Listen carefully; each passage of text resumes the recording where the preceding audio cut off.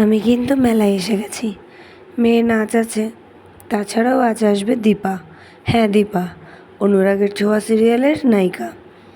আমি অবশ্য দেখি না, তবুও আসবে যখন ছবি তুলব না তাই কখনো হয়? আমিও দাঁড়িয়ে পড়লাম ছবি তুলতে।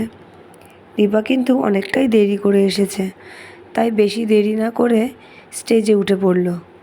আমিও কিন্তু উঠেছিলাম স্টেজে দীপাকে ফুল দেওয়ার জন্য, কিন্তু সেই ভিডিওটা মেয়ে তুলিই নি, তাই তোমাদেরকে দেখাতে পারলাম না।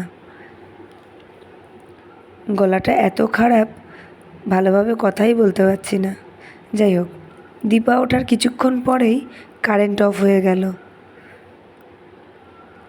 কারেন্ট তো চলে আসলো, কিন্তু এটা কি হলো?